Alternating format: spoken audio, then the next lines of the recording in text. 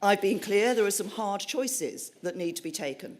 But actually, that's what strong and stable government and leadership is about. It's making sure we're honest with the public about the hard choices.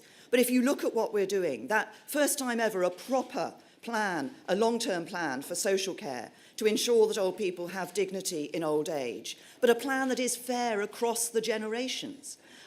Yes, ensuring that we're putting more money into our schools and giving every primary school child a breakfast before they start their school day to set their school day off well. Ensuring that we're putting more money into our NHS, as I say, the biggest ever investment in technology and buildings in our National Health Service. But you can only do that if we have a strong economy.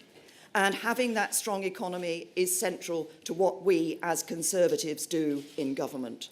This is the first time that we've seen a proper long-term plan for the sustainability of social care in this country. This is one of the great challenges that we face with an ageing population, and it's right that anybody who wants to be Prime Minister, any party that wants to be in government, faces up to that challenge and sets it out clearly for people. What will we see as a result of the proposals that we're making?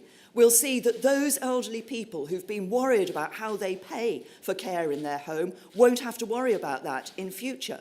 They won't have to pay while they're still alive. Nothing will be paid. They won't have to sell their home while they're living in it. What we also see is that those people who are worried that their savings are going to have done the right thing and saved through their life and worry their savings will dwindle to virtually nothing, we're quadrupling the threshold at which assets will be protected to that £100,000. Just to pick up on the immigration issue, I think it is right that we want to bring net migration to sustainable levels. We say those are in the tens of thousands because of the impact that uncontrolled migration has on people, particularly at the lower end of the income scale, because it can hold down people's wages, it can mean a displacement of jobs, and also it puts pressure on public services.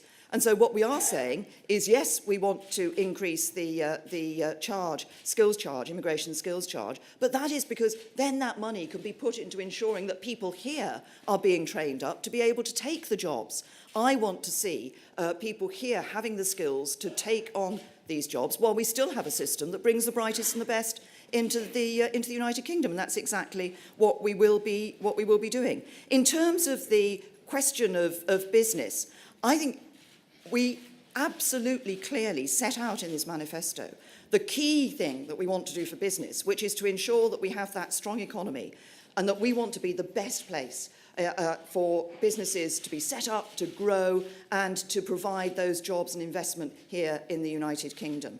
Well, I think if you actually look in the manifesto, when we set out what we're doing in relation to the pensions triple lock, we make the point that that was introduced at a time when there was a significant disparity in relation to pensioners' incomes. But now what we see as a result of the changes that have been made, that in relation to the basic state pension, an increase of £1,250 a year. And what some older people worry about is actually now a disparity for the younger generation, and, well, will they be better off in the future? Pensions will continue to go up under a Conservative government. We will have a double lock, which will ensure that pensions will go up either at the rate of average earnings or inflation, whichever is the higher, so that pensioners will continue to be protected against rising prices. Well, on the question of the single market, what we want is to have a comprehensive free trade agreement with the European Union, which is about having good, as tariff-free and frictionless access as possible to the single market. But you can't be a member of the single market without effectively still being a member of the European Union. And the British people have been clear, we shall leave the European Union. So we will be leaving the EU, but we will be negotiating the best deal we can. There are other areas where, of course, we want to continue to operate cooperate with the European Union on issues like security and justice and home affairs.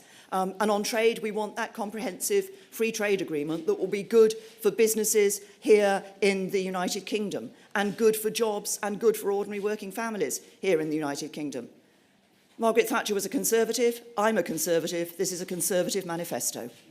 There is no single thing that you can do in relation to the net migration figures that is going to make all the difference. What you need to do is to be working at this issue constantly. And Of course, what we will have when we leave the EU is the ability to put rules in for that part of the migration system that we haven't had the opportunity to control before, i.e. people coming from the European Union into the UK. I explained earlier why I think it's important that net migration should be at sustainable levels, because uncontrolled immigration has an impact on people, on public services, but also on people, particularly at the lower end of the income scale, in depressing wages and sometimes in displacing jobs. So that's why I think it is important that we maintain that commitment and continue to work on it.